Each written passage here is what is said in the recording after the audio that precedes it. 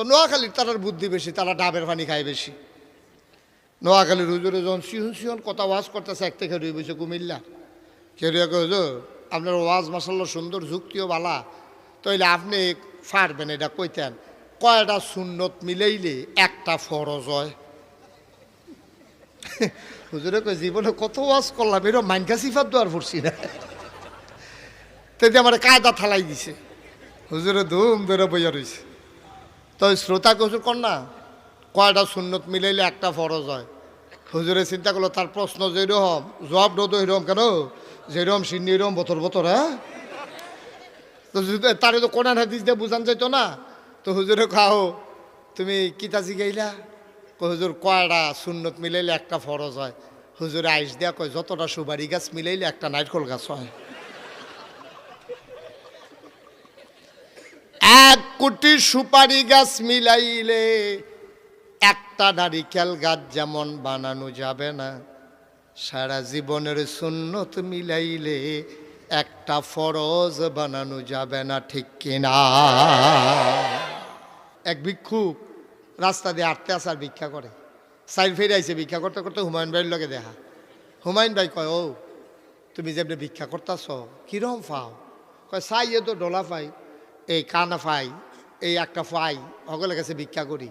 কত এমনি ভিক্ষা করে 100 জনে দিলে না 1 ফাই করে 1 টেহা হয়। তো তুমি এমনি ভিক্ষা করে কিতা করবা?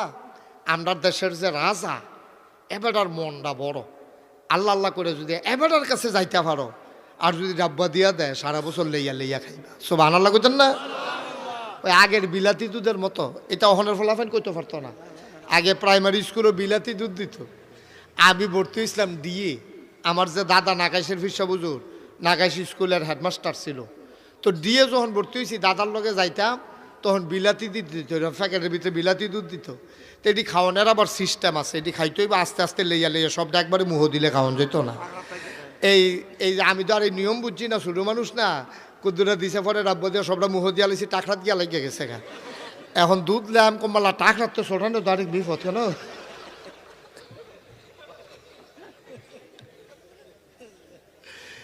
আল্লাহ দিলে রাব্বা দিয়া দেয়।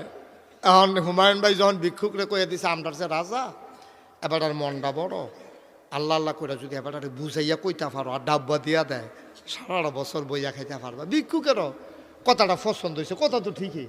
এমনি সারাদিন 8টা কয়টা পায় ব্যাপারটা দেখো, রাজার দরবারও যাইতা। আচ্ছা যাই না, আটতে আটতে গেছে রাজার দরবারও। কার দরবারও? কথা কয় না রে, কার দরবারও গেছে? রাজার দরবার। কারণ রাজার দরবারও কেউ কথা বলবা না, চুপ করে বসে থাকো। তো এবার ভিক্ষুকের কাছে যখন এই কথা কইছে, ভিক্ষুক চিন্তা করলো কথা তো যুক্তিসঙ্গত। ভিক্ষুক আবার আড়া শুরু করছে, আটতে আটতে রাজবাড়ির গেট গিয়ে দাঁড়াইছে, দারোয়ান দরজা বন্ধ। দারোয়ান কয় কি চাই? কয় রাজাকে চাই। এখন খেরি থেকে লাভ নাই, রাজমশাই গেছে মসজিদে। সুবহানাল্লাহ বলবেন না? রাজমশাই কই? কথা কেন, রাজমশাই কই? আগের রাজা বাদশারা নামাজ পড়তো, আমরা তারাও পড়ে, আমরা তারা যে পড়ে না তা না, তবে আমরা তারা ফরজ নামাজতে জানাজা পড়ে বেশি, ঠিক কিনা কন? আমরা দেশের নেতারা ফরজ নামাজের চাইতে জানাজা পড়ে বেশি, কারণ জানাজায় গেলে এটা সামনের নির্বাচনের লেগে কামও লাগে। ফরজ নামাজ দল মানুষের দেহানের কিছু নাই কেন, গাড়ি খাড়া করে সাইড ফেরা মসজিদে নামাজ পড়লে এক কাতার মানুষ হয়েছে, এটা তো আর কেউ দেখলো না জানলো না। কিন্তু জানাজার ভিতরে আত্মীয় স্বজন আইয়ে, দূর দূরান্তের লোক আইয়ে, সকলের মনটা নরম থাহে, যে বেড়ায় মারা গেছে আবার জিফুত থাহে। এরপরে নেতায় যদি এহেন আইয়ে সামনের নির্বাচনও, এইটা আবার কামও লাগে। এই বুঝ কইরা আমরা তারা ফরজ নামাজের চাইতে জানাজা পড়ে বেশি, ঠিক কিনা কম? উচিত কত হয়েছে না? এখন কি ফরজের দাম বেশি না জানাজার দাম বেশি? বুঝতে হইন না কইয়ান, জানাজার দাম বেশি না ফরজের দাম বেশি? সারাটা জীবনের জানাজাটি একখানো করলেও একদিনের জুহরের 4 রাকাত নামাজের সমান হবে না, ঠিক কি না? জানাজা পড়নের লেগে নেতাটা হাত তাইয়া পড়ে, নেতা কুমিল্লার তাইয়া পড়ে। জানাজা পড়নের লেগে নেতা সব কাম হালাই দিয়া জানাজা তাইয়া পড়ে। ফরজ নামাজের সময় বাড়ির গাড়াত মসজিদ আমার নেতা পাওয়া যায় না, ঠিক কিনা?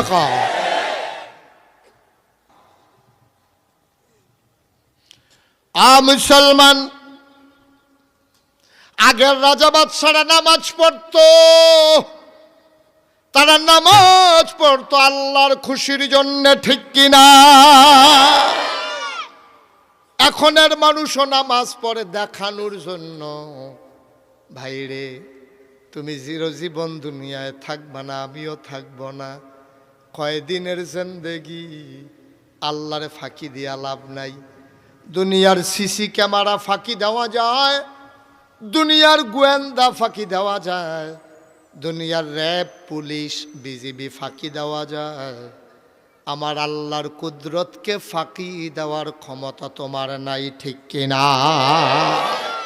যাই করবেন আল্লাহর খুশির জন্য করবেন, দুনিয়া কাউরে দেখানোর জন্য করেন না। ভাই, কারে দেখাইবেন আপনি? মানুষ আপনারা ভালা কইলে কি আর খারাপ কইলে কি? আপনারা সবাই মিললে যদি ফুলের মালা দেয়, কি লাভ হবে? কবরে যাওয়ার পরে যদি আপনার জুতার মালা হয়। বরঞ্চ দুনিয়ায় সবাই মিললে যদি জুতার মালা দেয়, তুমি কবরে গিয়া যদি দেখো তোমার জন্য ফেরেশতারা ফুলের মালা নিয়ে অপেক্ষা করতেছে, তাইলে দুনিয়ার জুতার মালা তোমার তুচ্ছ তাচ্ছিল্য, এতে তোমার কিছুই আসে যায় না, ঠিক কিনা? রাজমশাই না কই গেছে? কথা কয় না। রাজমশাই গেছে মসজিদ, তা হাতে চিন্তা করলো বই থেকে লাভ কি? হ্যাঁ তো গিয়া মসজিদে ঢুকছে। তা আমরা দেশে তো আবার মসজিদে ঢুকিয়া কেড়ায় রাজা, কেড়ায় মন্ত্রী, কেড়ায় এমপি চিনা যায়, কারণ তারা তো আর নিচে বয় না, সে আরো বয় কেন, ঠিক কিনা? আপনারা মসজিদে আছে নিচে? হ্যাঁ, আরো 15-20টা কিনা লইয়া না। সাবধান, সকল উলামায়ে কেরাম একমত, চেয়ারে বসে নামাজ পড়লে নামাজ হবে না। যারা চেয়ারে বসে নামাজ পড়েন তাদের নামাজ সব ফাও গেছে। নামাজে দাঁড়ানো ফরজ। আপনি চেয়ারে যে গিয়ে বইয়া লাইলেন, দাঁড়াইলো কারা? আপনার ফরজ আদায় করছে কারা? এটা যদি দেইরা ফালাটা হইতো, না হইলে গড় না লাগে, তেন এটা কোনাইল্লা ফালা না, এটা ঠিক নিও। অন্তত শুরু করে ঘর তুললেও তো 4টা কোলাইল্লা ফালা লাগবো, নাকি লাগতো না? 3 ফালা দিয়ে ঘর হয়। এই দাঁড়ানোর একটা ফরজ, এটা হলো কোনাইল্লা ফালা, এটা মাইদের ফালাটা না, যে এটা একটা না দিলে না হইলে ঘরটা কুদুর দুর্বল হইব আর কি, ঘরে হইতো না। সুতরাং যারা চেয়ারে বসে নামাজ পড়ে তাদের নামাজই হবে না। সব পারে 2.5 মিনিট ভাতটা লইয়া এই সাইড ফেরত সানলা যাইতে মাইদের একটা বিড়িও টান দেওয়ান লাগে না, হেলডি ভারে বালা চায় স্টলে বইয়া বইয়া ফজরের টাইমে বয়, জুহরের আজান দিলে এবারে উঠে, হ্যাবলা বেড়ার কোমর ধইরে উঠে না, এবারে আলু বাসে খেতনি রায়, হ্যাবলা সে আল্লাহ গেল, মসজিদ হইলে সে আল্লাহকে, ঠিক কিনা? মস্কারা করো, নামাজের নাম দিয়ে বাটফারি। কার সামনে চেয়ারে বসো তুমি? মাওলার সামনে গিয়া চেয়ারে বসে কত বড় কইল যে হইছে চিন্তা করো। তুমি দাঁড়াইয়া নামাজ পড়ো, দাঁড়াইয়া পড়ো, রুকু দিতে না পারলে যে দূর হয় দূর দাও, সাজদা যেমনে পারো হেমনে দাও। তোমার চেয়ারে বলছে কি? 10 বছর আগে চেয়ার আসিল কই? কই আসিল 10 বছর আগে চেয়ার? তামাশা শুরু হইছে, যার যেমনে মন্ডায় ধরে কারবার চালাইতে আছে, হইলে হোক না হইলে নাই, ফরন দিয়ে না কথা। তো কইরা যাইবেন আর কি, অসুবিধা নাই। যদি এই ডে মত হয় যে হইলে হোক না হইলে নাই, হুজুর আমরা ফরন আছে ফরতে থাকি, তো ফরতে থাকেন না। মাছ ধরলে ধরতে আছেন, ডুলার ভিতরে গেলে গেছে, না গেলে নাই। এগুল দিয়া ধরছেন, এগুল দিয়ে এটা দিয়ে আবার খা লয়ে ডুলার ভিতরে আর পড়লো না আর কি। তো যেই কথাটা বলতেছিলাম, রাজমশাই কি করে? কথা কনা, রাজমশাই কি করে? নামাজ। মসজিদে গিয়া নামাজ পড়তে আছে, সব লোক নামাজ পড়তে, জামাত শেষ হয়েছে, দোয়া শেষ হয়েছে, একজন একজন করে সব যখন বেরুইজে গিয়েছে, দেখে যে আর 2-3 জন লোক আছে। একজন জিজ্ঞেস, ও রাজা কুণ্ড ওই কোনারটা, সুবহানাল্লাহ কইতেন না? আলগা করে বোঝা যায় না রাজা কুন্ডা। আর আমরা তার কত নমুনা, কত সুরত, আহারে মানুষ, আহ আহ সব শেষ হয়ে গেছে। রাজমশাই নামাজ পড়ে, ভিক্ষক পিছন দিক দিয়া গিয়া বৈশা গেছে। মুসলমান মন দিয়ে শুনো, নামাজ শেষ হয়ে গেল, মুয়াজ্জিন ইমাম সব বের হয়ে গেল, একজন একজন করে, আর কেউ নাই। কোনার ভিতরে রাজমশাই একা একা আবার দোয়া করে, ভিক্ষুক পিছন দিক দিয়া বইয়া শুনতে আছে, কি দোয়া করে। রাজমশাই কয়, আল্লাহ, ও আল্লাহ, আমার দেশের ভিতরে বড়ই অভাব, তুমি ফসল ভিক্ষা দাও। অনেক দিন হয় বৃষ্টি হয় না, তোমার কাছে দোয়া চাই, বৃষ্টি ভিক্ষা দাও। তোমার কাছে দোয়া চাই, জমিনে ফসল বাড়াই দাও, আমার দেশের অভাব দূর করে দাও। তোমার কাছে ভিক্ষা চাই, করোনা মহামারীর হাত থেকে আমাদেরকে বাঁচাও। এমনি রাজমশাই ভিক্ষা করতে আছে, ফিসি দিয়া ভিক্ষুক বইয়া বইয়া আমিন আমিন করতে আছে। এবার যখন দোয়া শেষ হইছে, ভিক্ষুক আস্তে করে মসজিদ থেকে বের হয়ে যায়। বলো সুবহানাল্লাহ।